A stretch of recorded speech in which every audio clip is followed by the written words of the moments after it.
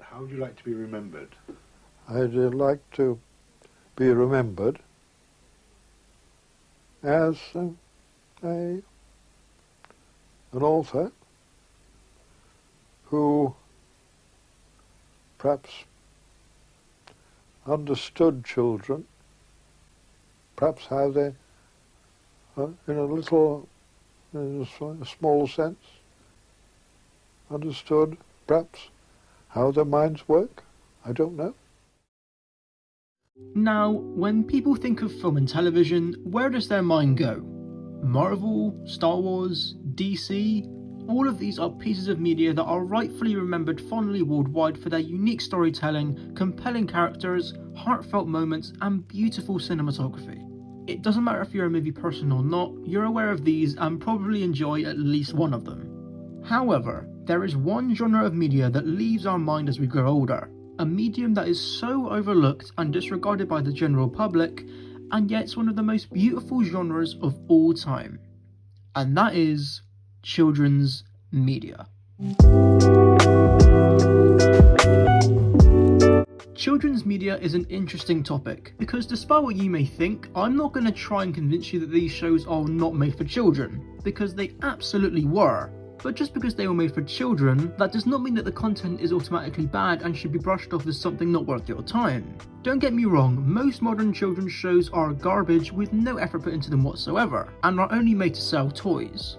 I'm going to be talking about 3 shows in particular today, those being Thomas the Tank Engine, Scooby-Doo, and Star Wars The Clone Wars. I'll be delving into what makes them so great, and highlighting certain elements that made them stand out amongst other children's shows of their time. Because, trust me, there's a lot more to these shows than meets the eye. Starting off with Thomas the Tank Engine.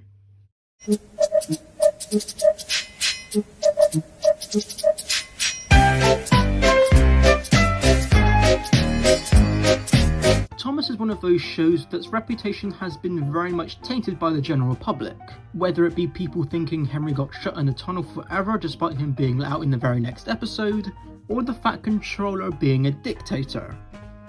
Yeah, I don't know myself.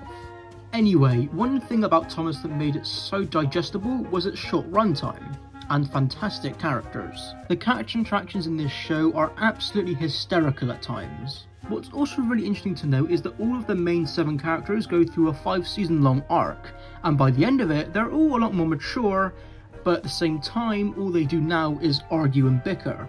It's so great. Why are you complaining all the time? Because I'm a big blue engine and I know everything. I shall complain whenever I want. You're just a small red engine with ideas above your station. However, the main aspects of Thomas that are by far the standout is the music and the narration.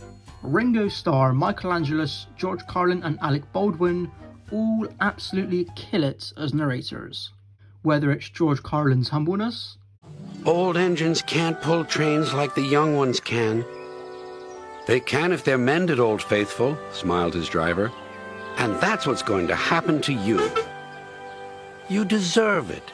Angelis's enthusiasm, The driver tried to put on the brakes, but Thomas couldn't stop. Oh boy! or Alec's absurd character voices. Help me, please! It all accumulates into an always entertaining watch. But like I said before, the music is of course what makes Thomas so iconic. Michael O'Donnell and Junior Campbell were told by the show creator Burt Allcroft to not talk down to kids. And did they listen? Well. It'll have to look as if you're ready for scrap, and I'm taking you away. The drivers and firemen agree to help too. Everyone work fast.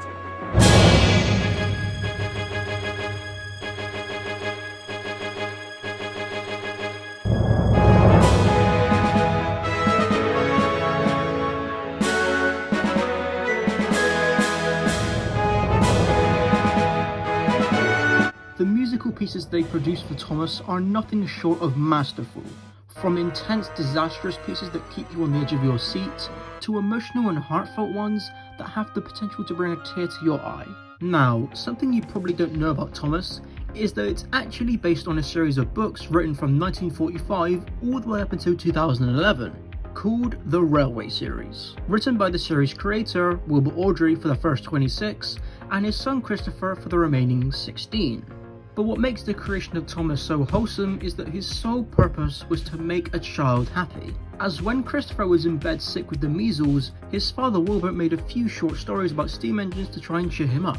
And after being encouraged by his wife to publish the books, this series became as popular as ever. And I feel another reason why the Railway series was so popular is because of something that Wilbur did intentionally. And here it is. Who'd you write it for? Well, when you're writing a children's book, you're writing for a whole lot of people. You're writing for yourself to make sure that you've got it researched right. You're writing for the unfortunate parents who've got to read it aloud time after time after time after time. You've got to put in little funny bits, subtle bits, which they'll enjoy. And then there's the simple slapstick stuff, which the child will enjoy. Awdry understood not only children, but adults too. This is something that I believe the television series achieved very well too, as there are some subtle bits of humour scattered around the series. And yet, while having humour present to keep the adults entertained, there are also very subtle morals interweaving into the stories too. And unlike a lot of shows from that time period like Sesame Street and the Teletubbies, the morals weren't the main focus. And that's why it works. Whether you realise it or not, I'd say about 80% of kids shows talk down to its audience. Even something as wholesome as Bear in the Big Blue House, it always directly says the moral of the story to the viewer. We should make sure that each life we touch in as positive a way as we can. And if you remember what Brett Allcroft, the creator of the television series, said to the music composers, don't talk down to kids. Brett and David ingeniously cracked the code for perfect children's television, having morals present but them not being the focus, relatable and interesting characters, and most importantly, visuals, music, and narration that will remain timeless for as long as we live. And so we've come to the happy end of our story, and it's time for all of us to go home. Just like Thomas.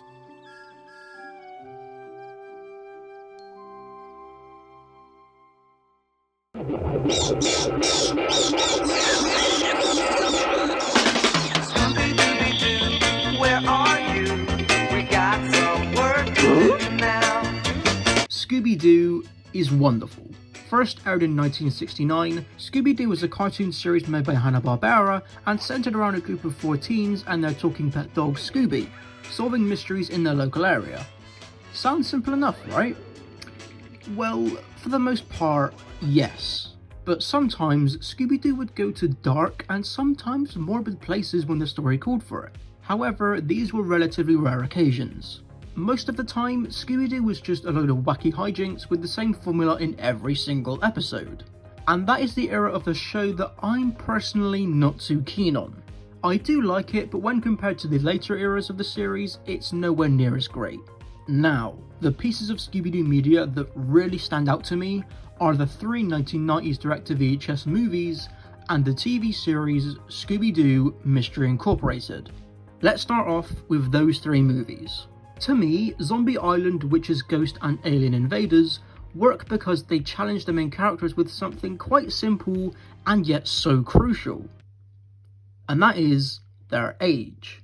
Right from the get-go, Zombie Island establishes that the gang have gone their separate ways after mystery solving for many years, very much reflecting their growing maturity and shows that they're all going separate paths in life, something that all of us will do one day too as we grow older. Their age is also very clearly displayed in this film with one of its main themes and selling points, that being, this time, it's no bad guy in a mask. Because this time, the monsters are real. After all these years of solving mysteries that always end in it being some punk in a mask, the gang understandably instantly assume that the future monsters they face are phonies. But the thing about this film that challenges this and their age is... It's the ferryman! Oh! Maybe it's... real! This moment right here changed Scooby-Doo. Not only did it change Scooby-Doo for these 3 movies, it also changed Scooby-Doo forever. Other future installments in the series attempted to explore this scenario too, but due to Warner Brothers stepping in and taking a lot of creative control, the TV shows and films for Scooby-Doo became a lot more light-hearted, and despite the fact they sometimes left it ambiguous or sometimes just straight up showed real monsters, it was always dragged down by trying to be 2 things at once. It wanted to be Zombie Island, but it also wanted to be Where Are You? 2 pieces of media that, despite having the same characters in them, are tonally opposites of each other, leaving them feel quite empty at their core. What these 3 films do so right is balancing the tone of Where Are You with the tone that Zombie Island set up. Yes, there's goofy hijinks with Shaggy and Scooby, but when the story calls for serious moments and emotional beats, it completely drops the humour and takes itself very seriously. Themes like acceptance, love, and betrayal are all very prominent in these movies, and it benefits them so much. I like to think of these 3 movies, not Cyberchase, that movie is garbage, as the end of Scooby-Doo. Never again in the Scooby-Doo series did we have shows or films that take place when the gang are adults. And never again did we have a Scooby-Doo film or show that handle the themes so heavy and realistically, as well as genuine, real monsters. Having the 2 most childlike characters in the gang experience the most devastating yet heartwarming story in the final film really shows how finale-esque this all was. This truly was the end. Or so we thought.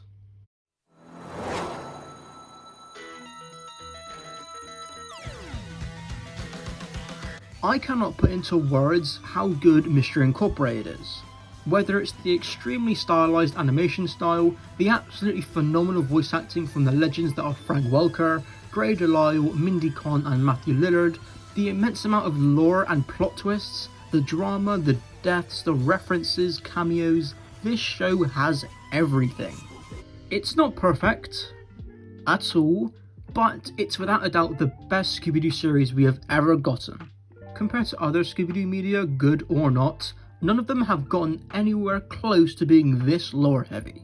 This show dives so deep into the history behind Mystery Incorporated and Scooby himself that I wouldn't even be able to cover it all in one single section. But in summary, every 1,000 years during an event called Nibiru, the barriers between worlds grow weak, allowing a race of creatures called Anunnaki to visit Earth.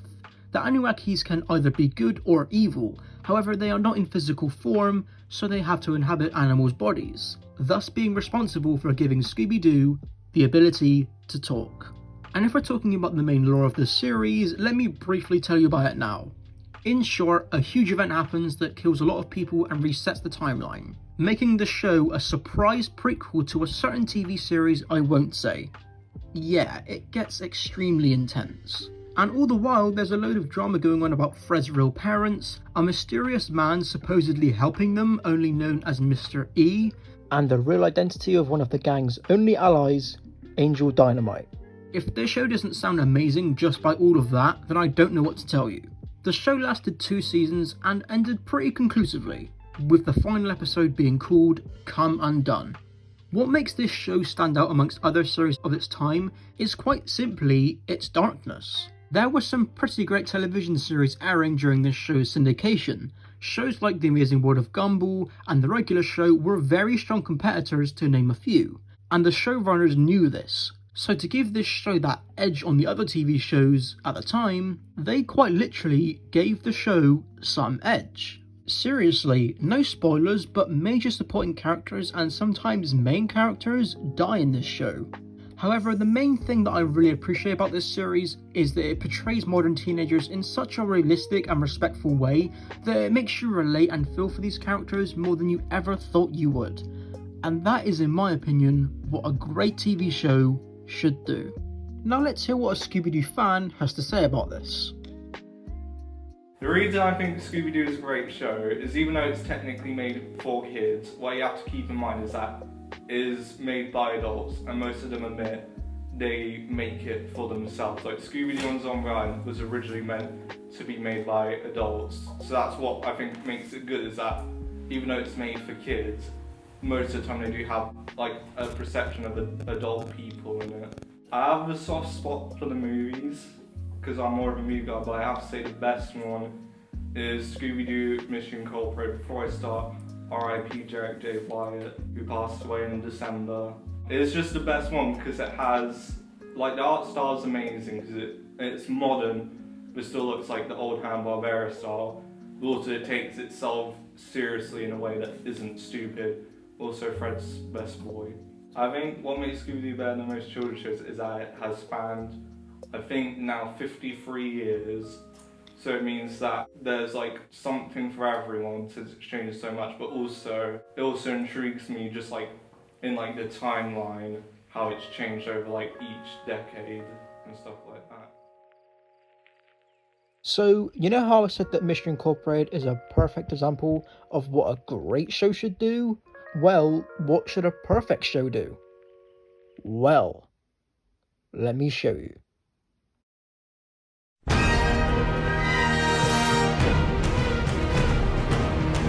Star Wars: The Clone Wars.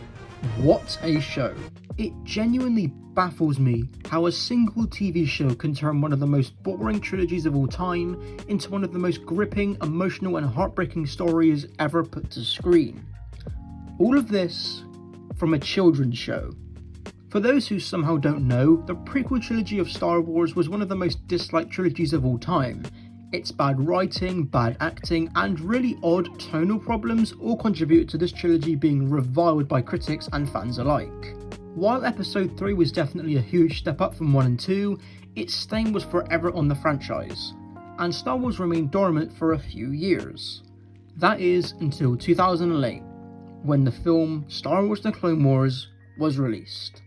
Now, despite the series' rocky start with the movie and the first season, things quickly picked up with the second season, and as they say, the rest is history.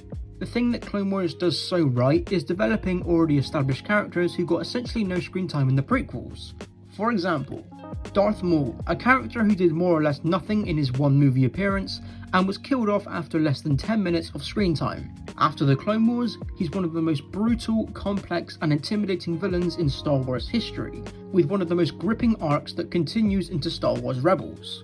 Anakin Skywalker, once a whiny, bland, borderline creepy guy, now he's one of the most sympathetic and tragic characters ever put to screen. And you want to know who made this all possible? The absolute legend that is Dave Filoni.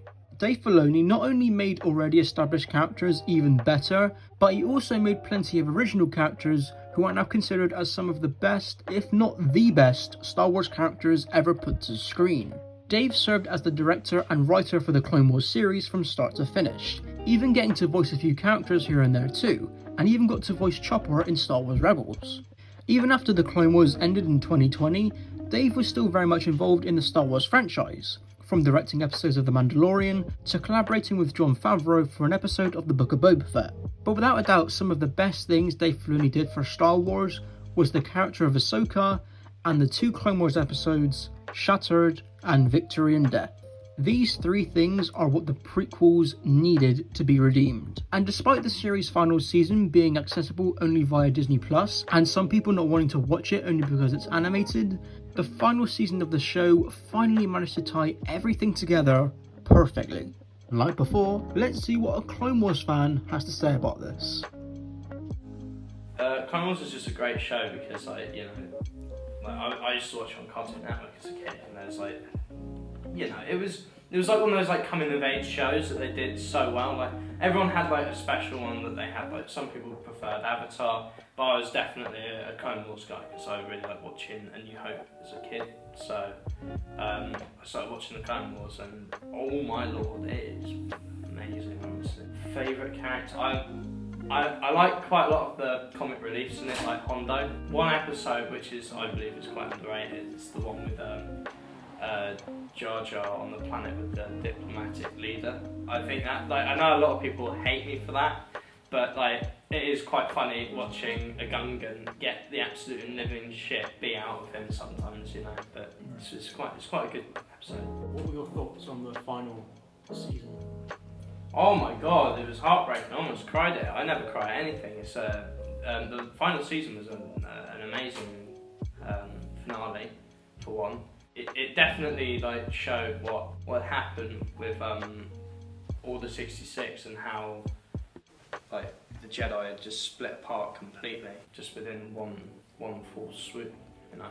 Yeah, I highly recommend the Clone Wars to a lot of different people because it's sort of, you can't go wrong with it. You know, it's got a little bit of everything in there, and anyone can watch it really. You know, and it's for all ages really. So you know, it's really good.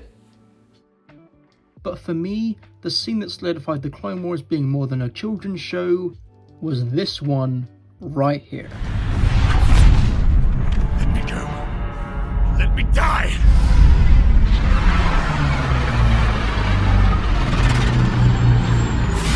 You're all going to burn! We're all going to die! You don't know what you're doing!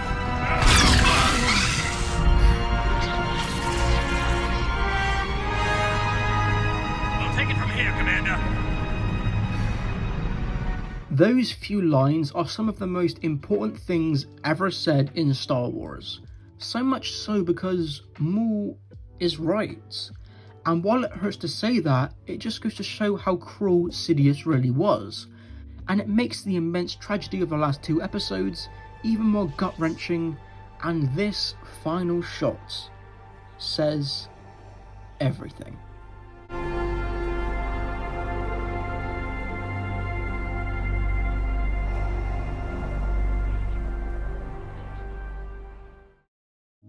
I'd like to give some recognition to Sonic the Hedgehog 2, especially the game Sonic Adventure 2, a game that focuses a lot more on the story than usual, and with that came the story of Project Shadow, a story about the titular character that is way darker than it has any right to be, but at the same time stays true to the Sonic nature and canon, by having it all link up by the end of the story, where Shadow makes a heroic sacrifice after finally realising what the dying wishes of his only friend truly were.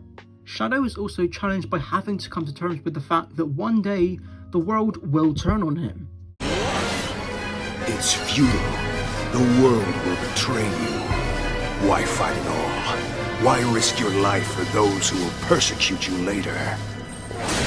If the world chooses to become my enemy,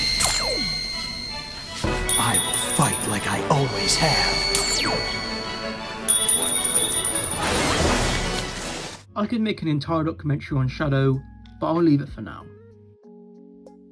So, children's media. What a genre. Despite most children's shows nowadays being mindless garbage that has minimal effort put into them, we can still look back and reminisce on what used to be. Back when shows actively tried to widen children's perceptions of the world. Not everything is sunshine and rainbows out there, and these shows perfectly showcase that, by displaying themes that weren't always constantly positive. There are sad episodes, scary episodes, funny episodes, and of course, there are happy ones too. There are so many great things about these shows. They're phenomenal characters, they're beautiful visuals, they're stellar storytelling, but most of all, they're heart. And that is why it's art. And it always will be. Going forward, I'm rolling to the stars in the sky, babe, I'm home in the city. I'm rolling to the stars in the sky, babe, I'm home. Say I'm riding, sail tonight, I'm home. Say right now, I get it, take my hand, come zone. Come on, catch a ride, and we take it to places that we only dream. Nothing got more. This is my heaven, baby, day and night in my zone. Free the world, just inside, take me home. Free, no worries at all. Take me home. And you get this behind the scenes.